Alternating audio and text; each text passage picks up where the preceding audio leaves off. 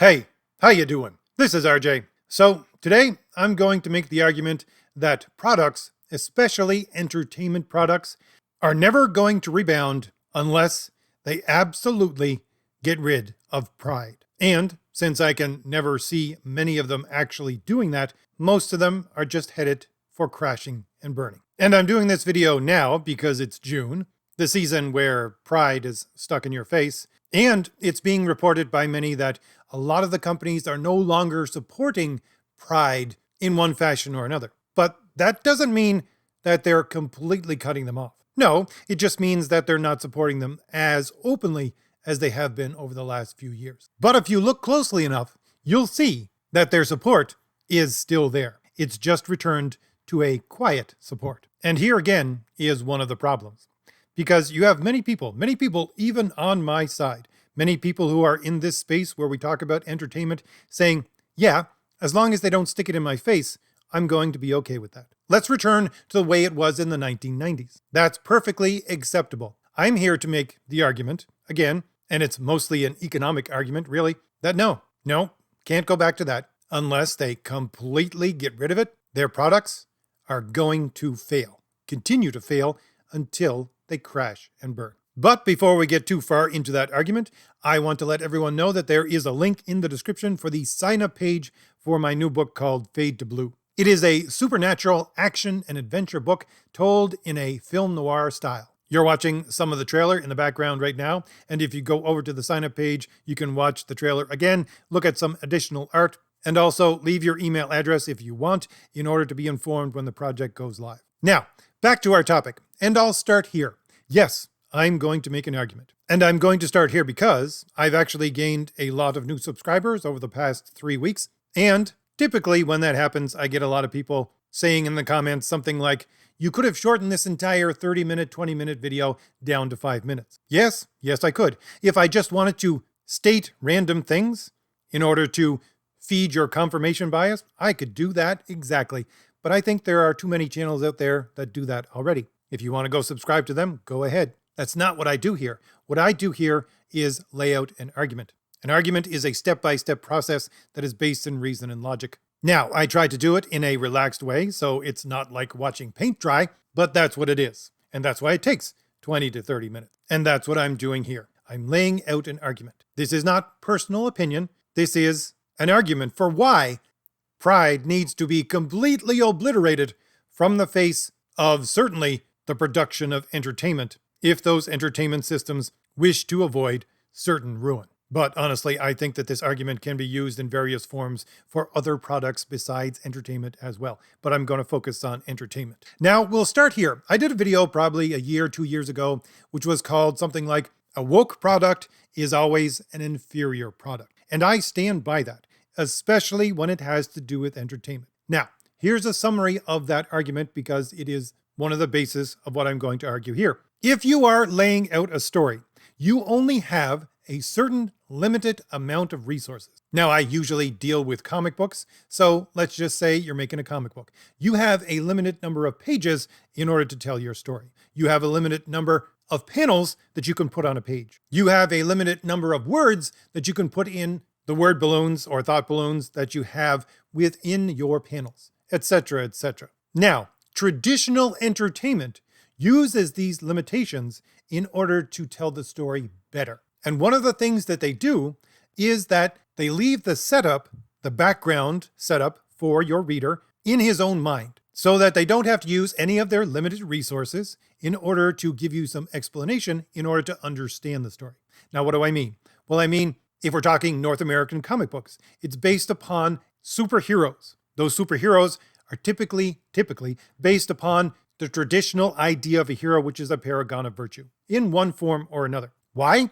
Because those virtues are part of human nature, a fixed human nature, which every human being can have access to within themselves. It's part of your human nature that you can understand this. Therefore, it tugs at something internal to you and doesn't have to waste any time explaining the setup for the story. Now, this can be done in lesser ways as well. Going back to something like human nature would make it a timeless story, but you can use it in lesser ways, like using idioms or using stereotypes or using tropes. All of these things do the exact same thing.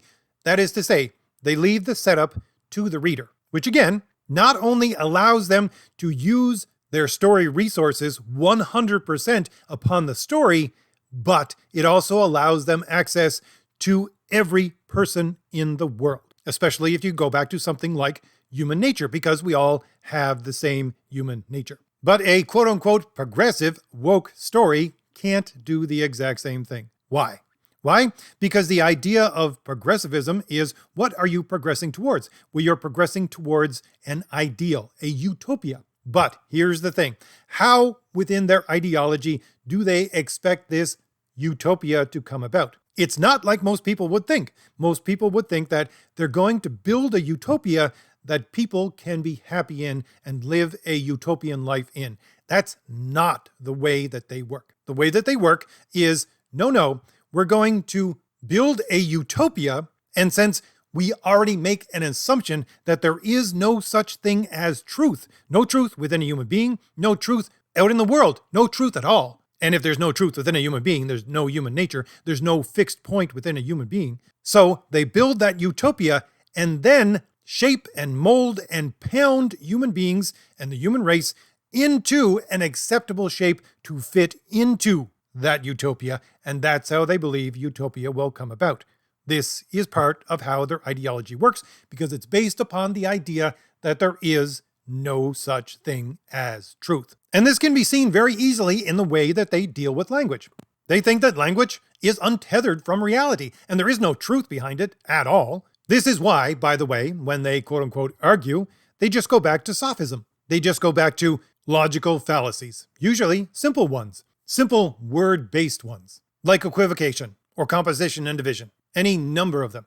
But that's how they try and argue, because they don't believe there's any fixed meaning within the language that they're using, so they can bend it and twist it however they want. But here's the problem when making an entertainment product under that mindset. If there is no such thing as fixed truth, and certainly no such thing as a fixed human nature, then there is nothing that you can appeal to in order to start your story with a backdrop of your reader already understanding what is going on. Quite the contrary, what you have to do is rob some of your critical resources of telling the story in order to set up the story first, in order to inform your readership how they need to interpret the story. And as such, if you have a story which you can tell in a traditional way, and the same story that you can tell in a progressive way, the traditional story will always be superior because it doesn't rob any of its resources to tell the story. Whereas the progressive story must always rob from the resources that they have available to tell the story, to set up the story. And not to mention the fact that they whittle their audience down to a bare minimum of the people who A, either want to accept their setup for understanding the story, or B, those people who they can trick into thinking that this is a natural setup. Now that's the first argument, because of course you have these pride issues of everything coming out, and they are progressive stories. So they're always going to be inferior stories. But let's take that pattern that I've just described and apply it to not just stories that are being told within, let's say, a company or a system, and apply it to the entire company itself or the entire system itself. And it becomes quite clear if you do that, that any product, especially an entertainment product, that is going to use some of its production time in order to tell, let's say, pride stories, is going to be taking away from what they need in order to sell their books, in order to sell their entertainment, in order to sell their product. And thus, it's always going to be an inferior product. And by extension, it's always going to be an inferior company. And by extension, it's always going to be an inferior industry. But let's take that argument and give it some teeth by looking at a specific example of this. And we'll throw some science in here as well in order to make our argument. Now, scientists have done some examination of brain scans to see what parts of the brain light up when human beings see or experience certain things. And guess what? The majority of people, when they see something that has to do with all the colors of the rainbow, the center that lights up within their brain is the center that is concentrated on disgust. By the way, if anyone wants to link in the comments, one of these scientific studies, I will ensure that your link stays up. And further, here's the thing. It doesn't matter what race you are. It doesn't matter how old you are. It doesn't matter what section of the world you're from. This seems to be a standard thing. That is to say, it is the normal reaction, the norm for human beings when confronted with the colors of the rainbow to be disgusted. Now, two things off of that. Number one, they've also done brain scans on people who specifically identify themselves as quote unquote progressives, and they seemingly see that the center of the brain that deals with disgust is not as developed as it should be in a normal human being. Secondly, no, this is not something which is brought about by learning. This is part of the nature of how your brain actually exists. So yes, it is the norm. It's not a taught norm. It is the natural function of your brain to go in this direction. Now, you can develop a society, or at the very least a tolerance in your society for that disgust reaction, but it's still going to be there. And let's say you're creating something like entertainment, which is supposed to be entertaining. And again, if you go back to universal truths, the way that storytelling traditionally is supposed to be, that is to say, if you're going to use the backdrop of human nature in order to create a very, very good product, in order to use 100% of your resources to tell the story, then you're going back to the parts of the mind that are fixed and that identify things that they like. And if we follow it back even further, we understand that those things are generated from ideas like the true, the good, and the beautiful. What do I mean by that? Well, again, let's look at comic books. When I look at a comic book, what do I want to see? Especially if I'm looking at a heroic comic book with superheroes in it. And heroes, the traditional definition of a hero, is a paragon of virtue. Those virtues go back to human nature. They're dependent upon the ideas of the true, the good, and the beautiful. What do I want to see when I look at the page? Well, I want to see something beautiful, especially if it's heroic. If they're the heroes, I want to see beautiful women and strong, handsome men. Sure, you want to put ugliness in there. Use, again, the trope, if you want to call it that. But really, it is the appeal to human nature, once again. Use ugly to indicate to your reader that, hey, this is the villain. I don't need to explain to you that it's the villain. They say things in a crude manner and they look ugly. Therefore, villain. That's all the explanation I need. You have a paragon of virtue. They look beautiful. They act beautiful. According to the truth, hero. There's your basis. That's all you need. But if, on the other hand, you're going to splash into your story or make the entire story about the colors of the rainbow, and the natural human tendency, the normal human tendency is to look for something beautiful when they're looking for something heroic, and you're showing them something that they are disgusted by, guess what you're doing? You're alienating your own customer base. Because there's a difference with having, let's say, again, a line of comic books which have a whole bunch of different kinds of stories being told, and therefore you have a customer base which says, I like some of these stories, I don't like others, therefore I'm going to buy some and not others. But that those others are there on the shelf, I really don't care. I don't pay them any mind. You can go from that, which is the old way of selling comics, to the new way of selling comics saying, hey, guess what? If you don't buy this book, we're going to call you names, at the very least. You're an ist or a phobe of one kind or another. And by the way, you have to fight against your disgust inclination, natural inclination, when you read the book. So again, what does that do?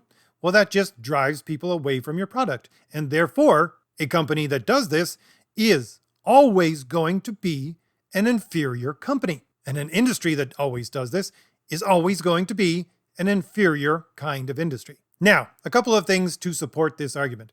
Number one, someone might say, well, they're not pushing it that hard. But yes, oh yes, they are. If you haven't seen it by now, let me just give you the examples from my channel that I covered when discussing things like Marvel Entertainment. First it was, we're just going to present this off to the side. Then it was, we're going to present this in your face. If you don't like it, you're going to be called an istrophobe. And even after that, they went even further and said things like, if someone, let's say, was to come up to you and proposition you in a rainbow flag kind of way, and you said no, that makes you an istrophobe of one kind or another, and you're an evil person. Nor is this something that accidentally happened. I covered on this channel a Writers Guild of America Zoom call, which was titled How to Queer Legacy Characters, where they just laid it out straight. They said, laid it out straight.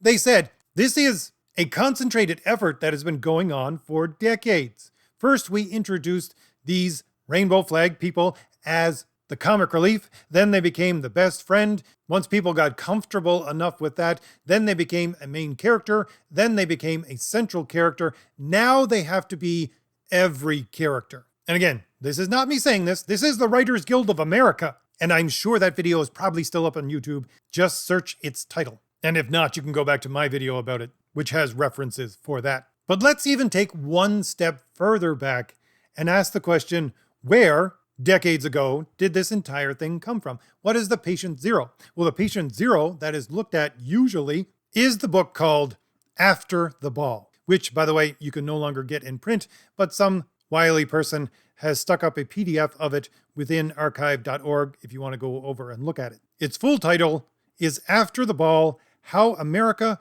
Will Conquer Its Fear and Hatred of Gays in the 90s. It was published in 1989. And what does this book do? Well, it lays down the entire strategy for acceptance. Why and how?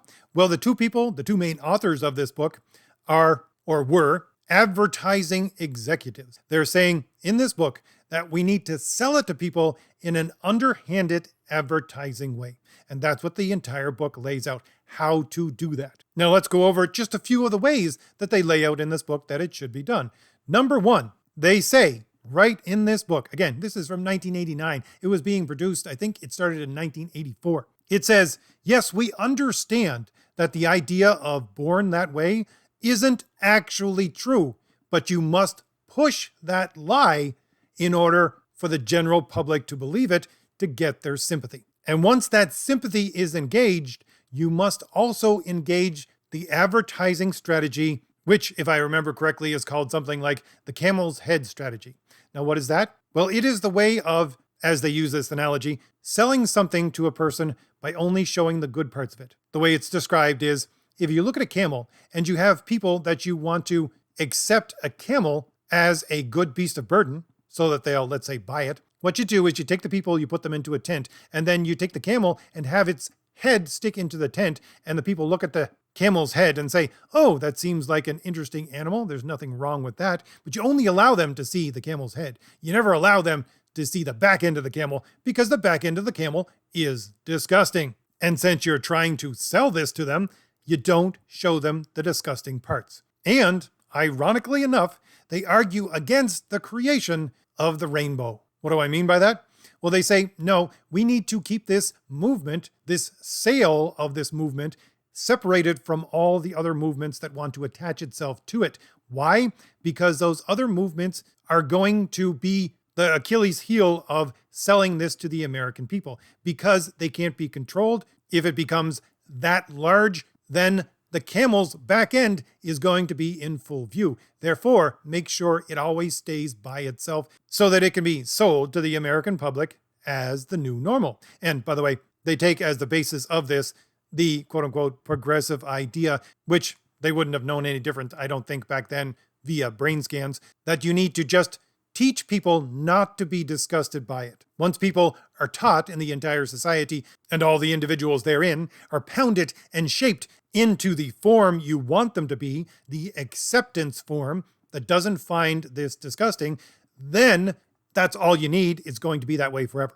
But of course, we now know through those brain scan experiments that that's not the case. The norm, the human norm that is always going to be falling back on, because the way the human brain naturally comes out, naturally develops, naturally evolves, whatever you want to call it, is that they find certain things disgusting. And this is one of the things the brain triggers as being disgusting. But I have to admit, this book is prophetic in many ways. First of all, in the fact that as long as they can sell the lie, and that's what they call it, the lie that people are born this way, and engage the sympathy of America, then the idea can be sold, and that's exactly what happened. But since they basically drank their own Kool-Aid, thinking that, yes, this is now acceptable, we have pounded and shaped our society into it being acceptable, and that's all you need, since human nature is not going to revert to the other because there is no human nature. We don't have to worry about disgusting people anymore.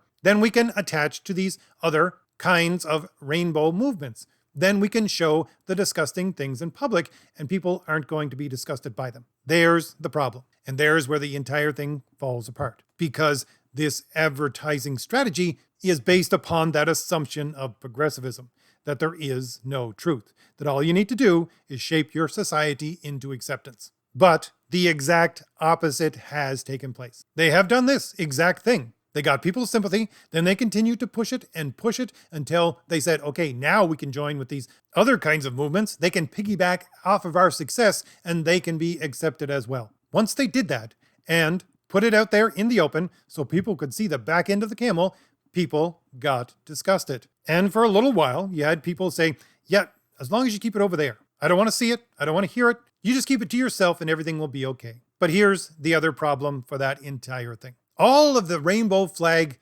lifestyles, if you want to call them, were at one time medically diagnosed as mental problems. Now, you're not allowed to go into that scientific research anymore, and they'll just say, oh, those old studies are old. We can't listen to them anymore. But the thing is, they've never been disproven. That is to say, if you were to conduct new experiments, they would show the exact same thing. They would show that these types of lifestyles start off from a experienced